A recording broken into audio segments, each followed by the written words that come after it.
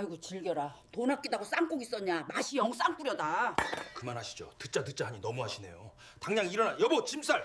장 보는 데만 50만 원 썼습니다. 이게 싼 재료입니까? 이 사람들은 손은 안 보이세요? 어머니가 제 아내 존중해 주시면 저도 아들 노릇 못합니다. 다신 안 옵니다. 가자. 누군가를 위해 온 마음을 다해 밥상을 차려본 적 있으신가요? 그 뜨거운 정성이 차가운 말 한마디에 식어버릴 때 우리 마음은 갈 곳을 잃고 맙니다. 오늘은 그 서러운 밥상 앞에서 아내를 지키기 위해 가장 현명한 방패가 되어준 한 남자의 이야기를 들려드릴까 합니다. 새벽 4시, 아직 세상이 짙은 어둠에 잠겨 있을 시간입니다. 모두가 단잠에 빠져 있는 그 고요한 시각의 부엌에서는 달그락거리는 소리가 작게 울려 퍼집니다. 영숙 씨는 졸린 눈을 비비며 쌀을 씻습니다. 찬물에 손을 넣자마자 손끝이 아려오지만 오늘은 시어머니의 70번째 생신 칠순입니다. 식당에서 편하게 사 먹자고 몇 번이나 말했지만 어머니는 집밥이 제일이라며 고집을 꺾지 않으셨습니다. 그 고집 뒤에는 며느리의 정성을 시험하려는 마음이 숨어 있다는 것을 영숙 씨는 모를 리 없었습니다. 갈비찜에 들어갈 고기에 핏물을 빼고 각종 나물을 다듬으며 영숙 씨는 한숨을 삼킵니다. 도마 위에서 칼질하는 소리가 일정한 리듬을 타지만 그녀의 마음속은 불규칙하게 요동치고 있었습니다. 이번엔 좀 다르실까? 칠순인데 기분 좋게 넘어가실까? 가습을 위해서는 미역국이 보글보글 끓어오릅니다. 구수한 냄새가 부엌을 가득 채우며 온기를 더하지만 영숙 씨의 등 뒤로 흐르는 식은땀은 차갑기만 합니다. 이마에 맺힌 땀방울을 손등으로 훔쳐내며 그녀는 지난 명절의 기억을 떠올립니다. 짜다, 싱겁다, 국물이 탁하다. 끝이 없던 타박들. 그때 안방 문이 열리고 남편 민철 씨가 나옵니다. 부시시한 얼굴로 물을 마시러 나온 남편은 식탁 가득 차려진 재료들을 보고 잠시 멈칫합니다. 당신, 잠은 좀 잤어? 벌써 다 준비한 거야? 민철 씨의 목소리에는 미안함이 섞여 있습니다. 하지만 영숙 씨는 짐짓 밝은 표정으로 대답합니다. 남편에게 부담을 주고 싶지 않은 아내의 배려입니다. 어머님 칠순이잖아요. 대충 할 수 있나요? 얼른 씻어요. 분주하게 음식을 통에 담고 짐을 챙겨 차에 싣습니다. 트렁크가 꽉 찰 정도로 많은 양의 음식입니다. 차 시동이 걸리고 부부는 시댁으로 향합니다. 창밖으로 스쳐 지나가는 풍경은 평화롭기만 한데 차 안의 공기는 어딘가 모르게 무겁게 가라앉아 있습니다. 민철 씨는 운전대를 잡은 손에 힘을 줍니다.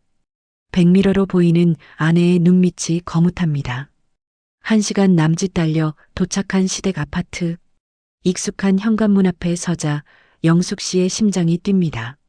마치 죄인이라도 된 것처럼 가슴이 조여옵니다. 초인종을 누르자 안에서 인기척이 들립니다. 잠시 후 도어록이 풀리는 기계적인 소음이 들리 고육중한 현관문이 천천히 열립니다. 왔니? 시어머니 말자 씨의 목소리는 건조합니다. 양손 가득 무거운 짐을 들고 서 있는 며느리보다 뒤에 서 있는 아들의 얼굴을 먼저 찾습니다. 아이고, 우리 아들 운전하느라 고생했다. 차 막혔지? 어머니의 시선은 영숙 씨를 투명 인간 취급하듯 지나쳐 오로지 아들 민철 씨에게만 머물러 있습니다. 영숙 씨가 들고 있는 무거운 음식 보따리는 마치 보이지 않는다는 듯 거들떠보지도 않습니다. 어머니, 생신 축하드려요. 이거 먼저 좀 받을게요. 영숙 씨가 억지 웃음을 지으며 짐을 밀어 넣습니다. 그제야 어머니는 눈길을 한번 힐끔 줍니다. 반가움이라고는 찾아볼 수 없는 차가운 눈빛입니다. 그래, 들어와라. 뭐 그리 요란하게 들고 왔냐? 현관을 들어서는 영숙 씨의 발걸음이 무겁습니다. 밤새 끓인 미역국에 뜨거운 김과는 정반대로 시댁의 거실 공기는 서늘하기만 합니다. 민철 씨는 어머니의 태도를 말없이 지켜봅니다. 예전 같으면 그냥 넘겼을 그 사소한 무시가 오늘은 왠지 모르게 가슴에 콕 박혀옵니다.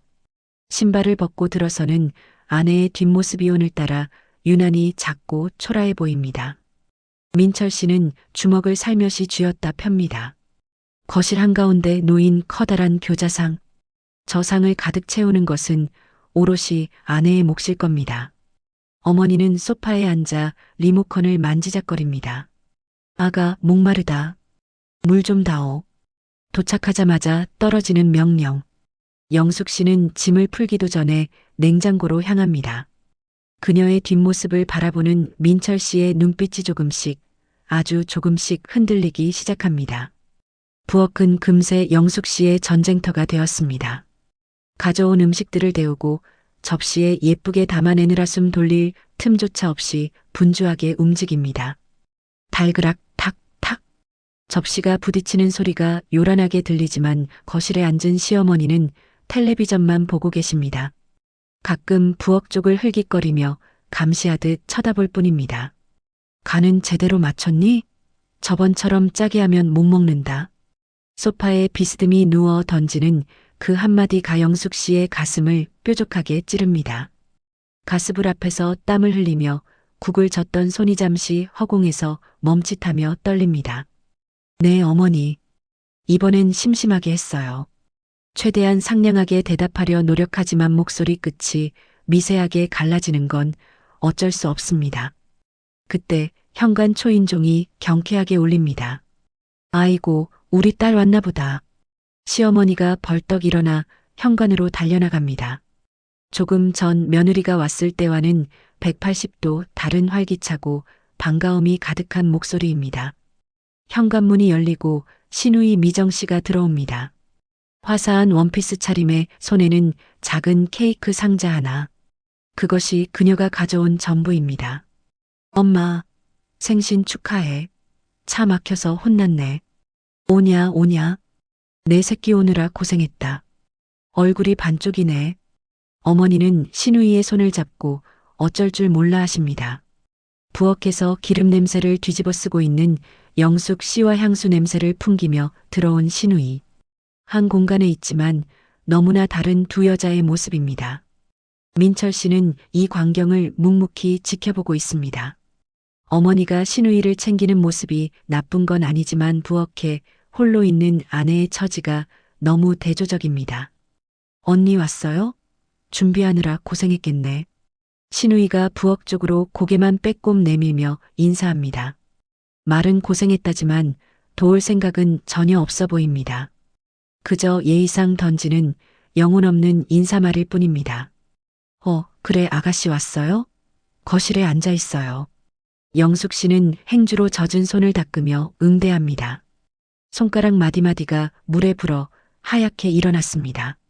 그 거친 손이 민철 씨의 시야에 훅 들어옵니다. 언제 저렇게 손이 상했나?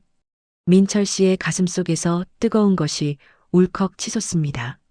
평소에는 무심히 지나쳤던 아내의 낡은 옷차림과 반창고가 붙은 손가락이 오늘따라 선명하게 보입니다.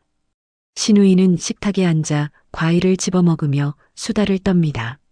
최신 유행하는 드라마 이야기, 친구들 모임 이야기. 그들의 웃음소리가 부엌의 환풍기 소리에 섞여듭니다. 영숙 씨는 그 웃음소리에서 철저히 소외되어 있습니다. 마치 투명벽이 쳐진 것처럼 거실과 부엌은 다른 세상입니다. 프라이팬 위에서 지글거리는 전 부치는 소리가 영숙 씨의 외로움을 달래주는 유일한 벗입니다. 엄마, 언니 음식 솜씨 좀 늘었어? 저번엔 좀 그렇던데. 시누이가 킬킬거리며 던진 농담이 비수처럼 날아옵니다. 시어머니도 맞장구를 치며 혀를 찹니다. 글쎄다. 냄새는 그럴싸한데 먹어봐야 알지. 얘는 손맛이 영 없어서 걱정이다. 부엌에서 그 소리를 들은 영숙 씨의 어깨가 굳어집니다. 뒤집개로 전을 뒤집으려던 손에 힘이 빠지며 기름이 튀어 손등에 붉은 자국을 남깁니다. 짧은 비명을 삼키며 영숙 씨는 입술을 깨뭅니다. 따가운 통증보다 마음의 상처가 더 쓰라립니다. 아무도 그녀가 다쳤다는 사실을 모릅니다. 아니, 관심조차 없습니다. 단 한 사람, 민철 씨를 빼고요. 민철 씨가 자리에서 일어나 부엌으로 향합니다. 냉장고에서 얼음팩을 꺼내 아내의 손등에 대줍니다. 아무 말 없이 그저 꾹 눌러주는 남편의 손길. 당신, 왜 그래? 나 괜찮아. 영숙 씨가 놀란 눈으로 남편을 바라봅니다. 민철 씨는 아내의 눈을 깊이 들여다봅니다. 그 눈동자 속에 가득 고인 서러움을 읽어냅니다. 더 이상 참아서는 안 되겠다는 생각이 확신으로 바뀝니다. 조금만 참아. 금방 끝나. 민철 씨의 목소리는 낮고 단호합니다. 그것은 아내에게 하는 위로이자 자신에게 하는 다짐과도 같은 말이었습니다. 거실에서는 여전히 시누이와 시어머니의 웃음소리가 끊이지 않고 들려옵니다. 그 소리가 민철 씨의 귀에는 소음처럼 거슬립니다. 이제 곧 이 불편한 평화를 깨뜨릴 시간이 다가옵니다. 드디어 상이 차려졌습니다. 다리가 휘어질 듯 가득 찬 음식들이 김을 내뿜습니다. 갈비찜, 잡채, 각종전, 해파리 냉채, 그리고 찰밥까지 누가 봐도 정성이 가득 들어간 완벽한 생신상입니다. 영숙 씨는 마지막으로 국그릇을 나르며 이마에 땀을 닦습니다. 허리가 끊어질 듯 아프지만 내색하지 않고 웃습니다. 이제 맛있게 드셔주기만 하면 됩니다. 그거 하나면 지난 밤의 고생이 눈 녹듯 사라질 것 같습니다.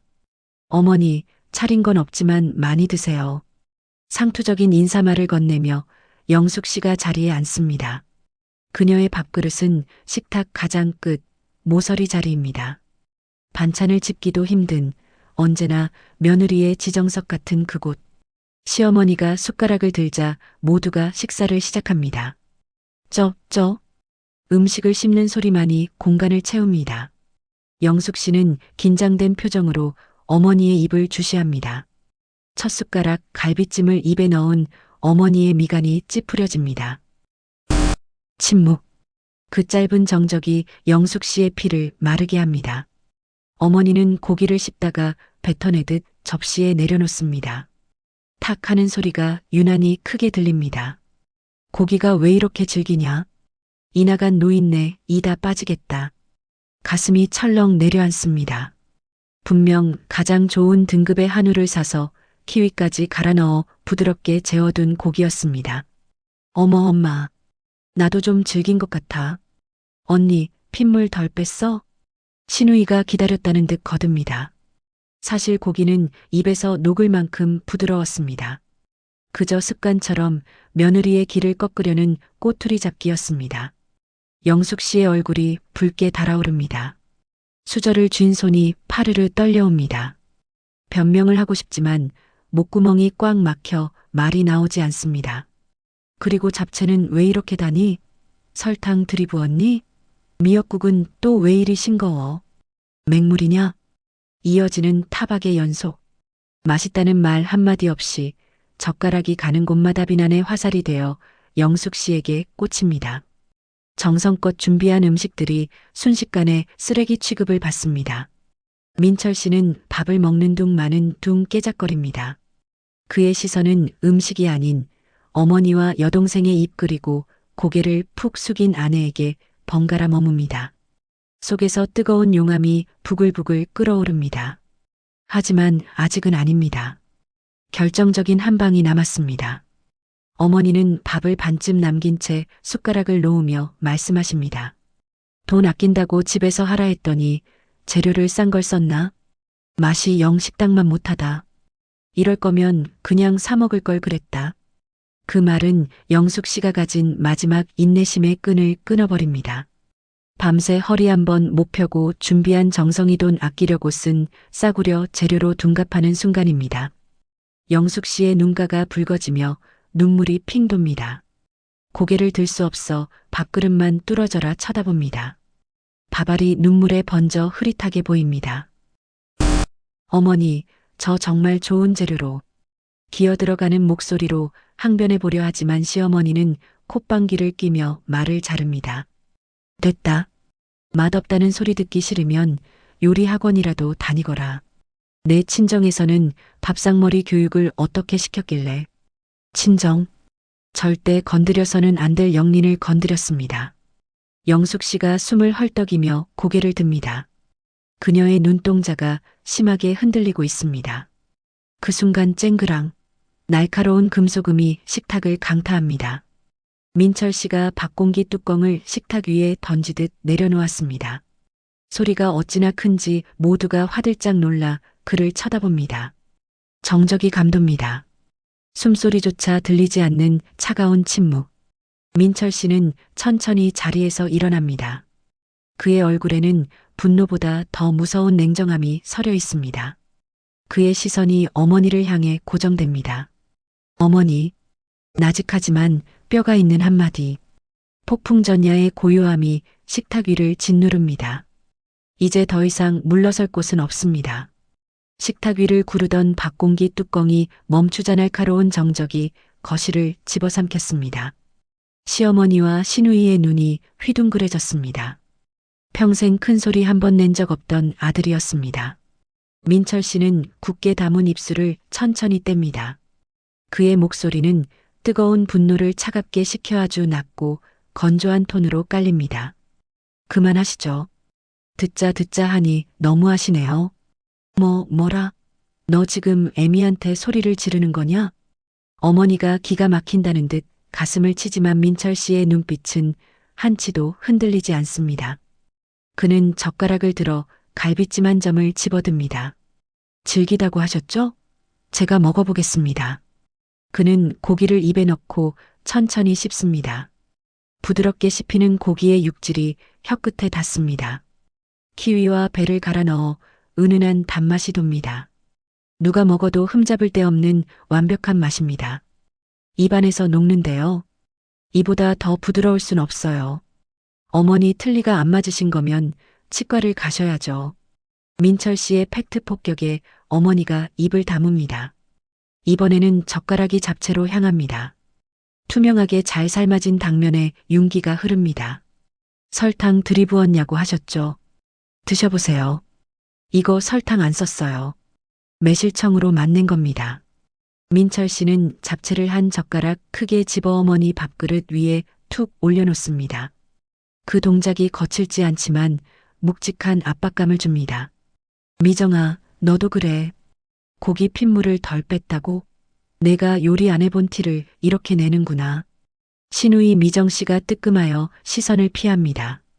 민철 씨는 식탁 옆에 두었던 가방에서 꼬깃꼬깃한 영수증 뭉치를 꺼내 펼쳐 보입니다. 돈 아꼈냐고 하셨죠? 여기 보세요.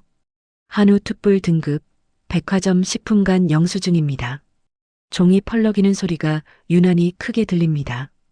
민철 씨는 영수증을 식탁 중앙에 내려놓습니다. 숫자들이 빼곡하게 적힌 그 종이는 영숙 씨의 희생을 증명하는 차가운 증거물입니다. 이 사람 장 보는 데만 50만 원 넘게 썼어요. 본인 화장품 하나 살 때는 10,000원짜리도 벌벌 떠는데 어머니 생신상 차린다고 일주일 전부터 뛰어다녔습니다. 민철 씨의 목소리가 조금씩 떨리기 시작합니다. 그것은 분노 때문이 아니라 아내에 대한 미안함과 안쓰러움이 북받쳐 올랐기 때문입니다. 영숙 씨는 고개를 숙인 채 흐느끼고 있습니다. 남편이 자신의 노력을 낱낱이 알고 있었다는 사실의 서러움과 고마움이 뒤섞여 눈물이 터진 것입니다. 맛이 없어서 못 드시겠으면 드시지 마세요. 저희가 싸가서 집에서 먹겠습니다. 민철 씨는 단호하게 숟가락을 내려놓습니다. 그 소리가 마치 판사가 내리는 판결처럼 들립니다. 식탁 위에는 먹다 만 음식들이 식어가고 있습니다. 따뜻했던 갈비찜도 잡채도 차갑게 굳어갑니다. 어머니의 얼굴이 울그락불그락 달아오릅니다. 아들의 반란에 충격을 받은 기색이 역력합니다. 하지만 민철 씨는 거기서 멈추지 않습니다. 아내의 젖은 손등을 슬쩍 잡아당겨 자신의 무릎에 놓습니다. 이 손 좀 보세요. 어제 저녁부터 물 한 방울 안 말랐어요. 기름 튀어서 데인 자국 안 보이십니까? 벌겋게 부어오른 영숙 씨의 손등이 드러납니다. 시누이는 그제야 민망한 듯 헛기침을 합니다. 어머니의 시선도 차마 며느리의 손을 똑바로 보지 못하고 허공을 배회하며 갈 곳을 잃습니다. 저희가 뭐 대단한 칭찬 바라고 온 거 아닙니다. 적어도 고생했다, 애썼다, 빈말이라도 하실 수 있잖아요. 민철 씨의 눈시울이 붉게 젖어듭니다. 그 눈빛 속에는 어머니에 대한 원망보다 가족이라는 이름으로 행해진 폭력에 대한 환멸이 담겨 있습니다. 거실의 공기는 무겁게 가라앉아 숨이 막힙니다. 째깍째깍 벽식의 초침 소리만이 유일한 소음입니다. 그 규칙적인 소리가 긴장감을 더욱 고조시킵니다. 영숙 씨가 떨리는 손으로 남편의 옷자락을 잡습니다. 그만하라는 신호지만 민철 씨는 고개를 젓습니다. 오늘만큼은 끝을 봐야겠다는 결연한 의지입니다. 일어나. 짐 싸. 민철 씨가 아내에게 짧게 명령합니다. 그리고 어머니와 동생을 차가운 눈으로 내려다봅니다. 그 시선은 더 이상 순종적인 아들의 것이 아닙니다. 한 가정을 지키려는 가장의 서슬, 퍼런 눈빛입니다. 식탁에서 일어난 민철 씨는 거실 소파에 앉습니다. 그의 행동은 밥을 먹다 말고 나가는 것이 아니라도 중요한 이야기를 하겠다는 무언의 선언입니다. 어머니와 시누이도 엉거주춤 따라와 앉습니다. 마주 앉은 거실에는 냉랭한 기류가 흐릅니다. 베란다 창으로 들어오는 햇살은 눈부시게 밝은데 집안의 분위기는 한겨울 서리처럼 차갑기만 합니다. 어머니, 그리고 미정아. 내 말 잘 들어라. 민철 씨는 양손을 깍지 껴 무릎 위에 올립니다. 그의 목소리는 차분하지만 묵직한 힘이 실려 있습니다. 마치 바위가 굴러떨어지듯 가슴을 쿵쿵 울립니다. 영숙이 내 아내이기 전에 남의 집 귀한 딸이다. 처가 가면 장인어른, 장모님이 손에 물 안 묻히게 한다. 어머니가 입을 삐죽거리며 변명을 하려 합니다. 아니, 내가 언제 부려먹었다고 그러냐. 하지만 민철 씨의 눈빛에 막혀 말끝을 흐립니다. 며느리는 종이 아니에요. 가족이라면서요. 가족한테 이렇게 함부로 대하는 법이 어디 있습니까? 민철 씨의 시선이 시누이 미정 씨에게 꽂힙니다. 미정 씨는 찔리는지 시선을 피하며 손톱만 만지작거립니다. 불편한 침묵이 거실을 휘감아 돕니다. 미정이 너 시댁 가서 똑같이 당하면 좋겠냐? 내 시어머니가 너한테 돈 아꼈냐? 맛없다 하면 너는 웃으면서 내 어머니 할 수 있어? 미정 씨의 얼굴이 확 달아오릅니다. 상상만 해도 끔찍한지 고개를 절레절레 흔듭니다. 역지사지. 입장을 바꿔보니 비로소 현실이 보입니다. 내가 싫은 건 올케한테도 하지 마라. 그게 기본이다. 너 올 때 빈손으로 와서 과일만 먹고 갔지? 내 올케는 새벽 4시부터 일어나서 준비했다. 민철 씨의 말 한마디 한마디가 뼈를 때립니다. 감정에 호소하는 것이 아니라 논리적인 꾸짖음입니다. 어머니는 억울한 듯 가슴을 두드리지만 더 이상 할 말이 궁색해졌음을 스스로도 느낍니다. 내가 늙어서 입맛이 없어서 그런 걸 가지고. 어머니의 목소리가 한풀 꺾여 기어들어갑니다. 민철 씨는 깊은 한숨을 내쉽니다. 그 한숨 속에 담긴 아들의 고뇌가 무겁게 전해집니다. 어머니, 저는 어머니 아들이지만 이 사람 남편입니다. 어머니가 내 아내를 존중하지 않으면 저도 이 집에서 아들 노릇하기 힘듭니다. 충격적인 선언입니다. 아들 노릇을 못하겠다는 말은 인연을 끊을 수도 있다는 최후의 통첩이나 다름없습니다. 거실의 공기가 순간 진공 상태처럼 멈춥니다. 영숙 씨는 남편의 옆모습을 멍하니 바라봅니다. 늘 효자였던 남편, 어머니 말이라면 거역 못하던 사람이 자신을 위해 부모에게 맞서고 있습니다. 가슴속 깊은 곳에서 뜨거운 것이 울컥 차오릅니다. 앞으로 명절이든 생신이든 이런 시기면 안 옵니다. 음식도 안 할 겁니다. 그냥 식당 예약할 거예요. 싫으시면 저희끼리 보내겠습니다. 민철 씨는 자리에서 일어나며 쐐기를 박습니다. 그의 뒷모습은 거대하고 단단한 산처럼 보입니다. 흔들림 없는 태도가 오히려 좌중을 압도합니다. 어머니의 손이 파르르 떨립니다. 아들을 뺏겼다는 상실감과 며느리에 대한 괘씸함 그리고 자신의 잘못을 마주한 부끄러움이 뒤섞입니다. 하지만 감히 아들의 눈을 똑바로 쳐다보지 못합니다. 가자 여보. 민철 씨가 아내의 손을 낚아채듯 잡습니다. 따뜻하고 투박한 그 손에 온기가 영숙 씨의 차가운 손끝으로 전해져 옵니다. 그 온기는 단순한 체온이 아니라 보호의 약속입니다. 현관을 나서는 부부의 뒤로 문이 닫힙니다. 쿵! 닫히는 문소리가 단절을 알리며 울려 퍼집니다. 남겨진 어머니와 시누이는 텅 빈 거실에 덩그러니 남습니다. 식탁 위 식어버린 진수성찬만이 그들의 부끄러움을 비춥니다. 엘리베이터를 기다리는 동안에도 민철 씨는 잡은 손을 놓지 않습니다. 오히려 더 꽉 부서질 듯 힘주어 잡고 있습니다. 지하 주차장의 공기는 서늘하고 눅눅합니다. 차에 탄 두 사람은 한동안 말이 없습니다. 안전벨트를 매는 찰칵 소리만 건조하게 들립니다. 시동을 걸자 엔진 소리가 고요를 깨트립니다. 민철 씨는 거칠게 차를 몰아 아파트를 빠져나옵니다. 시댁이라는 감옥에서 탈출하듯 속도를 높입니다. 도로 위로 쏟아지는 오후의 햇살이 차창을 때리지만 차 안에는 여전히 무거운 침묵이 감돕니다. 한 10분쯤 달렸을까요? 조수석에 앉은 영숙 씨의 어깨가 들썩이기 시작합니다. 참았던 눈물이 댐이 무너지듯 터져나옵니다. 흑, 흑. 입을 틀어막아 보지만 새어나오는 울음소리. 밤새 고생한 시간들, 억울했던 마음, 그리고 남편이 보여준 뜻밖의 행동에 대한 감동까지 모든 감정이 뒤섞여 눈물이 되어 흐릅니다. 민철 씨는 운전대를 잡은 손에 힘을 줍니다. 백미러로 훔쳐본 아내의 얼굴은 눈물 범벅입니다. 마음 같아서는 당장 차를 세우고 안아주고 싶지만 지금은 그저 달리며 아내가 울게 두는 것이 최선입니다. 창밖으로 스쳐가는 가로수들이 흐릿한 잔상이 됩니다. 민철 씨는 조용히 라디오를 끕니다. 어떤 음악도 어떤 말도 지금 이 순간에는 소음일 뿐입니다. 오로지 아내의 울음소리만이 이 공간을 채워야 합니다. 미안해. 한참 만에 민철 씨가 입을 엽니다. 목소리가 잠겨 갈라져 나옵니다. 그 짧은 한마디에 수만 가지의 의미가 담겨 있습니다. 지켜주지 못해 미안하고 너무 늦게 알아서 미안하다는. 영숙 씨는 고개를 저으며 눈물을 닦습니다. 휴지가 젖어 뭉개질 정도로 닦아내도 눈물은 멈추지 않습니다. 하지만 그 눈물은 아까와는 온도가 다릅니다. 서러움의 차가운 눈물이 아닌 치유의 뜨거운 눈물입니다. 신호대기에 차가 멈춰섭니다. 민철 씨는 기어를 중립에 놓고 아내 쪽으로 몸을 돌립니다.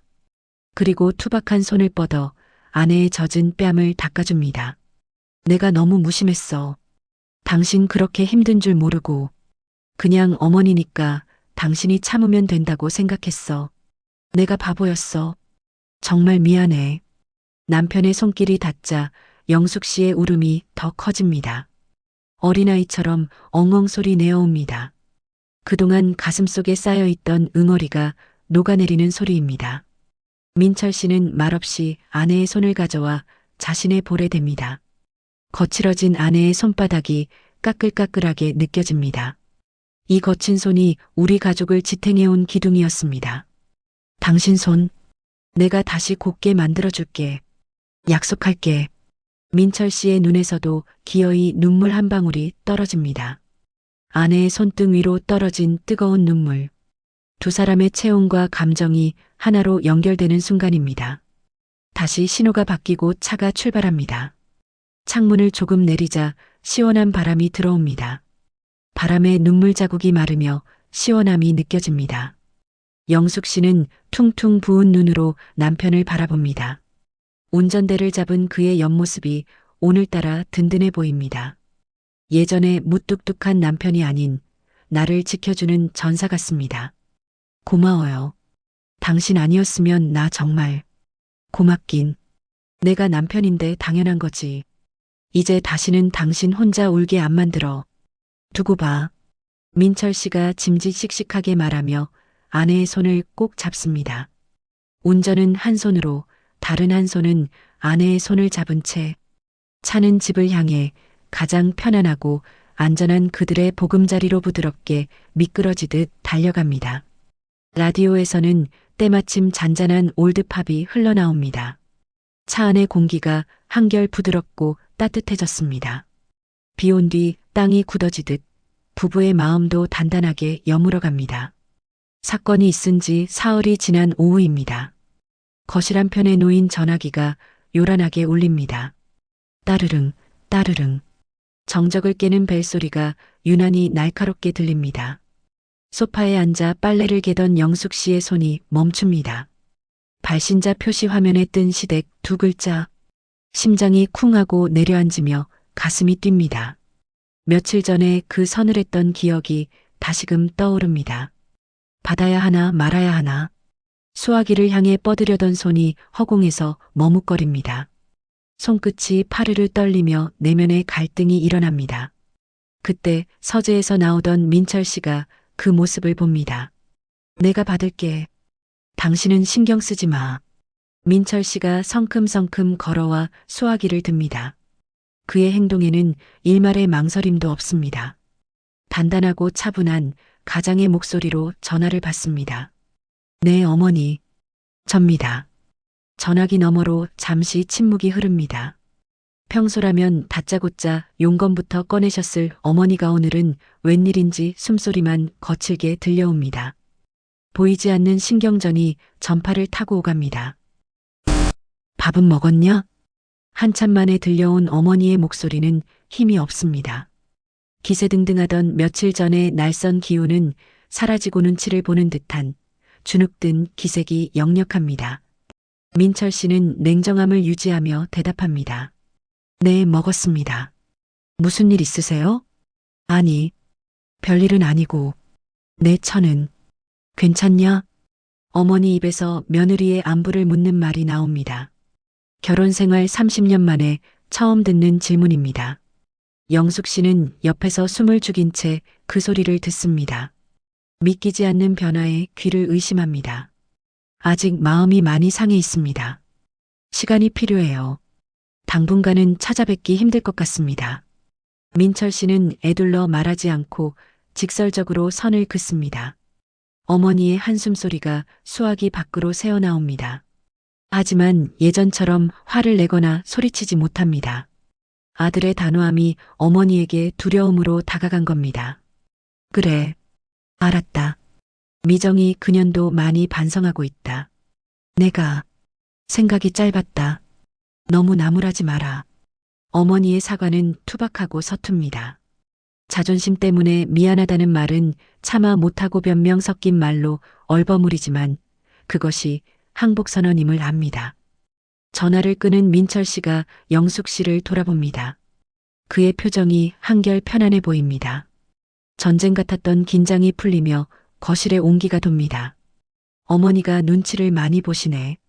이제 함부로 못하셔. 당신 억지로 전화하거나 찾아갈 필요 없어. 민철 씨가 영숙 씨의 어깨를 감싸 안습니다. 그 따뜻한 체온이 영숙 씨의 엄마음을 녹입니다. 이제야 비로소 보호받고 있다는 실감이 납니다. 저녁 식탁 위에는 김이 모락모락 나는 찌개가 있습니다. 소박하지만 그 어떤 진수성찬보다 맛있는 밥상입니다. 부부가 마주보고 앉아 수저를 듭니다. 당신 오늘 국물 맛이 참 좋다. 민철 씨가 웃으며 건네는 칭찬 한마디. 그 평범한 말이 영숙 씨에게는 훈장처럼 느껴집니다. 창밖에는 어둠이 깔리고 귀뚜라미 소리가 들려옵니다. 평화롭습니다. 폭풍이 지나간 자리에 찾아온 고요함입니다. 영숙 씨는 밥을 먹다 말고 잠시 숟가락을 놓습니다. 그리고 맞은편에 앉은 남편의 얼굴을 찬찬히 뜯어봅니다. 흰머리가 희끗희끗한 늙어가는 내 남편. 하지만 오늘만큼은 세상에서 가장 크고 든든한 거인입니다. 여보, 고마워요. 정말로. 밥이나 먹어. 식겠다. 민철 씨는 쑥스러운 듯 짐짓퉁명스럽게 대꾸하지만 그의 입가에 번지는 미소는 감출 수 없습니다. 식탁 위를 비추는 조명 불빛이 따스하게 부부를 감쌉니다. 이 집의 공기는 이제 예전과 완전히 달라져 있습니다. 어느덧 계절이 바뀌어 선선한 바람이 붑니다. 베란다 창을 열어두니 가을 냄새가 물씬 풍깁니다. 민철 씨와 영숙 씨는 베란다 의자에 나란히 앉아 있습니다. 두 사람의 손에는 따뜻한 커피 잔이 들려 있습니다. 밤하늘에는 둥근 달이 떠 있습니다. 은은한 달빛이 부부의 얼굴을 부드럽게 비춥니다. 말없이 앉아만 있어도 어색하지 않은 시간. 오랜 세월을 함께한 부부만이 가질 수 있는 여백입니다. 그때 생각나? 당신 숟가락 던지던 날. 영숙 씨가 피식 웃으며 옛 이야기를 꺼냅니다. 이제는 웃으며 말할 수 있는 추억이 되었습니다. 민철 씨도 멋쩍은 듯 머리를 극적입니다. 던지긴 누가 던져. 그냥 좀 세게 놓은 거지.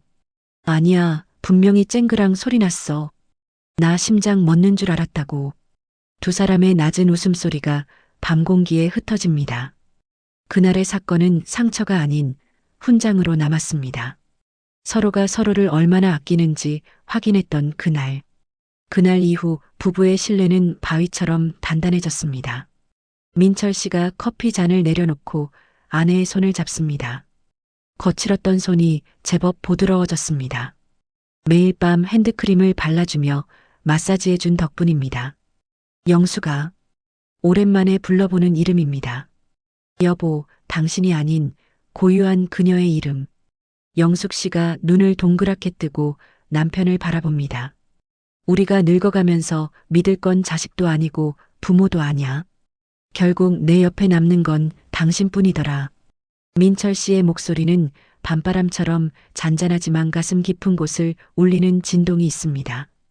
인생의 황혼기, 수많은 관계가 스쳐 지나가지만 마지막까지 내 손을 잡아줄 유일한 사람. 나도 그래요. 당신이 내 울타리예요. 세상 비바람 다 막아주는 튼튼하고 높은 울타리. 영숙 씨는 남편의 어깨에 고개를 기댑니다. 서로의 체온이 맞닿은 곳에서 심장 박동이 느껴집니다. 쿵, 쿵, 쿵. 두 개의 심장이 하나의 리듬으로 뛰고 있습니다. 시댁과의 관계도 조금씩 변하고 있습니다. 어머니는 이제 며느리의 눈치를 살피며 조심합니다.